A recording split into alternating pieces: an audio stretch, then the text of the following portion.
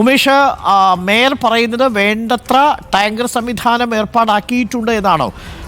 17ഓളം corporation ടാങ്കറുകൾ, 10ഓളം water അതോറിറ്റിയുടെ ടാങ്കുകളൊക്കെ ആ പരിസരത്ത് തലസ്ഥാന നഗരിയിൽ സർവീസ് നടത്തിക്കൊണ്ടിരിക്കുന്നുവെന്നാണോ പറയുന്നത്?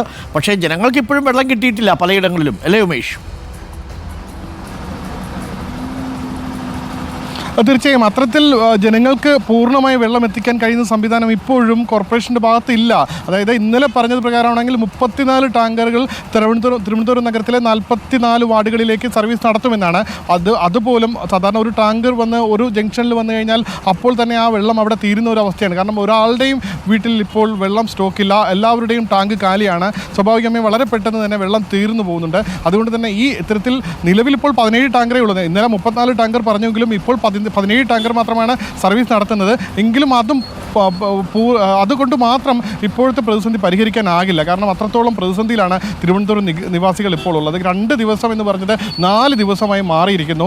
അവർ കരുതിയിരുന്ന വെള്ളവും നേരത്തെ കരുതി വെച്ച വെള്ളവും എല്ലാം തീർന്നിരിക്കുന്നു. അതോടൊപ്പം നമ്മൾ രാവിലെ ഒരു പ്രതിസന്ധി നേരിട്ട ഒരു സ്ത്രീയോട് സംസാരിച്ചപ്പോൾ, മകനെ എനിക്കിത് വായിക്കാനോ അല്ലെങ്കിൽ വാട്സപ്പിൽ വരുന്നത് കാണാനൊന്നും അറിയില്ല, ഞാനിത് അറിഞ്ഞിട്ട് പോലും ഇല്ല എന്നാണ് ഓഫ് ദ റെക്കോർഡ് അവർ സംസാരിച്ചത്. അത്തരത്തിൽ ഒരുപാട് ജനങ്ങൾ നമുക്ക് ചുറ്റുമുണ്ട്. അതായത് ഇക്കാര്യങ്ങൾ അറിയാത്ത അല്ലെങ്കിൽ വാട്സപ്പിൽ വരുന്നതും പ്രേക്ഷകരുടെ പ്രത്യേക ശ്രദ്ധയ്ക്ക് തലസ്ഥാന നഗരിയിലുള്ള 44 വാർഡുകളിലുള്ളവരാണ് നിങ്ങളെങ്കിൽ, നമ്മളുടെ റിപ്പോർട്ടർ TV നിങ്ങൾ കണ്ടുകൊണ്ടിരിക്കുകയാണെങ്കിൽ നമ്മളൊരു നമ്പർ ഇപ്പോൾ സ്ക്രീനിൽ ഡിസ്പ്ലേ ചെയ്യാം. നിങ്ങൾക്ക് വെള്ളം കിട്ടാത്ത പക്ഷം ഈ നമ്പറിലേക്ക് നിങ്ങൾ ബന്ധപ്പെടുക. നിങ്ങൾക്ക് 1 മണിക്കൂറിനുള്ളിൽ വെള്ളം എത്തിക്കാനുള്ള സംവിധാനം നമുക്ക് ഒരുക്കാം. 85 47 63 82 00. ഒരിക്കൽ കൂടി 85 47 63 82 00. നമുക്ക് സ്ക്രീനിൽ ആ നമ്പർ കാണിക്കാം.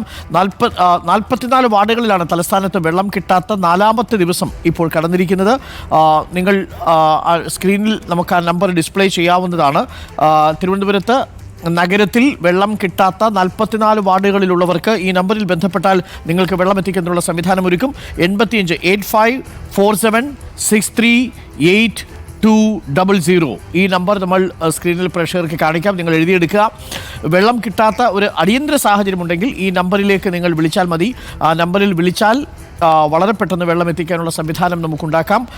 തീർച്ചയായിട്ടും വെള്ളമില്ല എന്നുള്ളത് വളരെ ബുദ്ധിമുട്ടുള്ളൊരു കാര്യമാണ്. കൺട്രോൾ റൂം നമ്പർ നമ്മുടെ സ്ക്രീനിൻ്റെ മുകൾ ഭാഗത്ത് പ്രേക്ഷകർക്ക് കാണാം.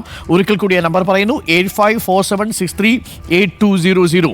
ഈ നമ്പറിൽ വിളിക്കുക. നിങ്ങൾക്ക് വെള്ളം കിട്ടുന്നില്ലെങ്കിൽ വളരെ പെട്ടെന്ന് വിളിച്ച് ബന്ധപ്പെടുക.